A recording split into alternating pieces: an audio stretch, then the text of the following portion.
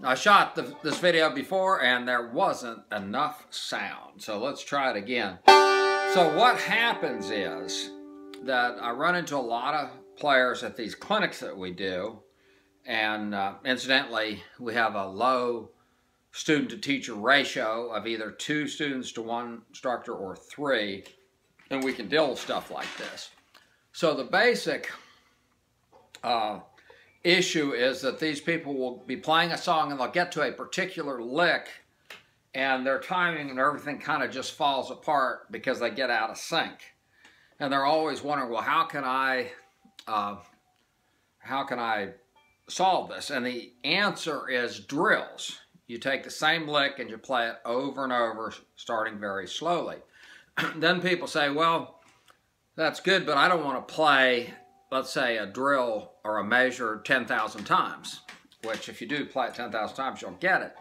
Well, if you play a measure at 60 beats a minute, you can play it 30 times a minute, which means 1,800 times an hour, which means about 5.5 hours of practice, and you can play it 10,000 times. And you're thinking, well, that seems like a lot for one lick. Well, once you have it, you'll have it for the rest of your life. Because some of the guys I'm talking to practice, you know, a couple hours a day, so they could have that lick in 3 days, and they've been doing this for 5, 6, 10 years, and they still haven't mastered this one lick. The good news, too, is once you learn this lick, it becomes yours for life. Then you learn a second one, it becomes yours for life. And by the time you get to the 3rd or 4th lick, that information starts to transfer, and then you start learning licks in maybe an hour instead of 6 hours, if that makes sense.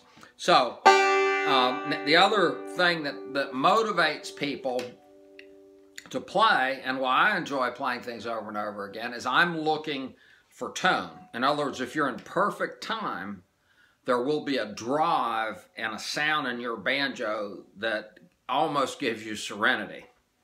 Now, if you're not in time, you don't get that sound. So what I do when I practice, I'm trying to get to that tone and try to get the best tone I possibly can. So I'm now going to focus this, this is an iPhone, by the way, so I'll focus it on my banjo. Got my handy little stand here.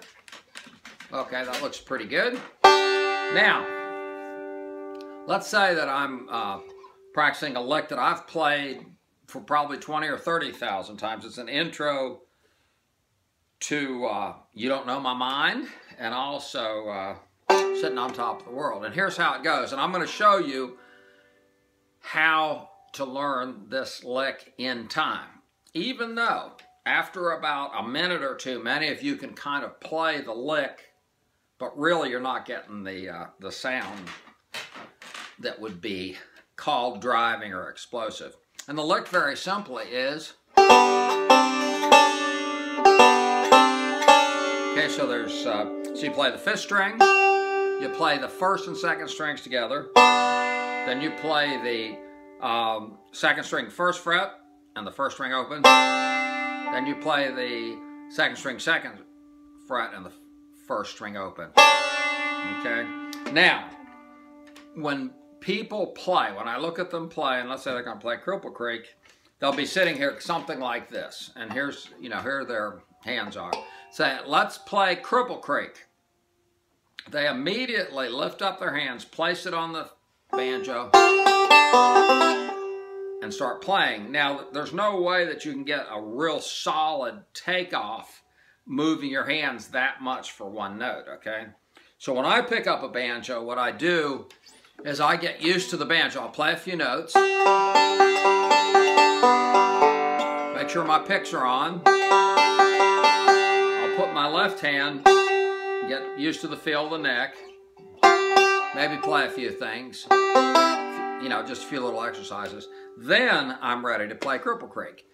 At the point I'm ready, my ring finger in this case is about 1/8 of an inch above the 1st string 3rd fret, okay?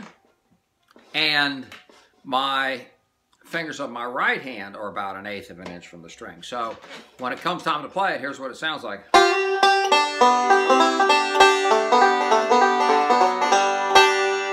If if you get the first note solid, then it's more likely that the other notes will follow and be solid. Okay, so now let's go back to our lick. And I know what you're going to try to do is go like this. And you'll have to excuse me.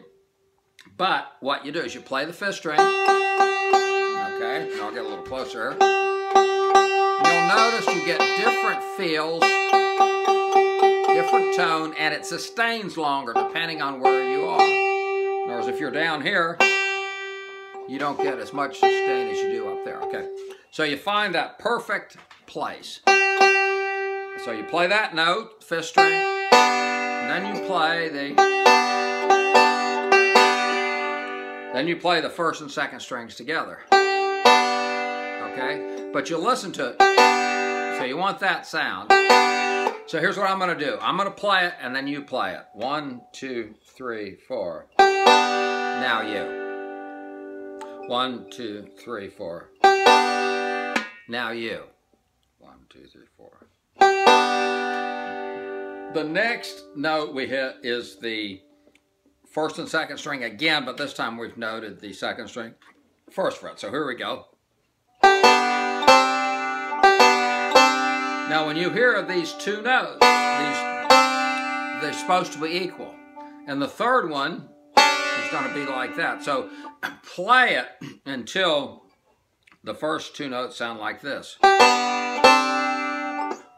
Now you play it. Listen. Now play. Listen. Now play. Okay, now we're going to go to the next note, which is the second string, second fret, and we'll be noting it with the index finger. Why? Well, you'll notice that if I do this, I have the same amount of pressure and feel on each of these notes. If I play this with the index and this with the middle, the weight of my hand is going to shift, and it's not going to be quite as perfect or quite as clear, okay? So let's play the first three notes. Now you play it. Okay, listen. Now you play it. Listen. And you play that until every note is exactly the same as every other note. Now, many times, as people are playing, they might be playing the first, but they're actually thinking of this note up here. And as they're thinking ahead, and they don't put the emphasis on the notes that occur before the note they're thinking about. In other words, they're thinking second fret, but playing the first and second string open. So focus on that. Get a good tone on the first fret, good tone on the second fret. So I'll play it again. 1, 2, 3, 4. Okay, now the reason for setting this up where the index finger's here is so that when you get to that second fret, you can do that hammer on. Okay? And so it goes this way. So you're playing the second string with the hammer on. 1, 5, 2, 1. Okay? Let's do that again. 1, 2, 3, 4. Okay, again. 1, 2, 3, 4. Now I'll play the whole lick.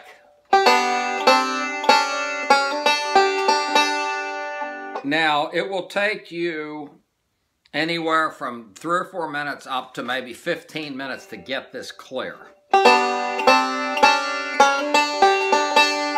Let's do it again. Okay, now listen to me. Now you play it. Again. Okay. Now, if you keep doing that and gradually increase the speed, you'll start to feel that energy, and you'll start to feel that power, and you'll start to feel the tone, and your banjo will actually come alive, okay? So in other words, playing a note like that versus is all the difference. So you're not only will you be on time and have drive, but your banjo will open up, and it'll probably sound like 30 to 40% louder. Okay, so that's the lick, and that's how to practice it. Now, just for fun, I'm going to play Sitting on Top of the World, and I'm going to see if I can play through the whole song and pretty much keep that consistency. Here we go.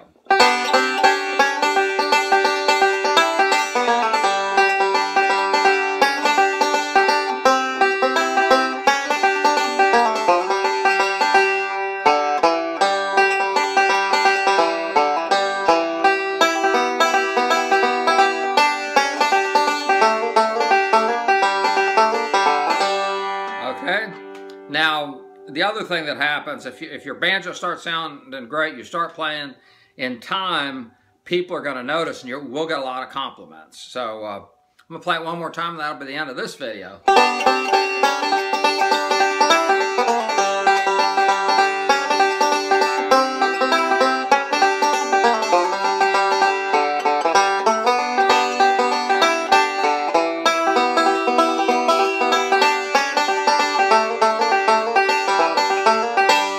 Okay, unfortunately, I can't tab that out because I just kind of made it up on the spot. If you have any questions, you can call me at 404-218-8580. And if for some reason you want to get more information about how to become a better, more clear banjo player, go to Geoff Hohwald.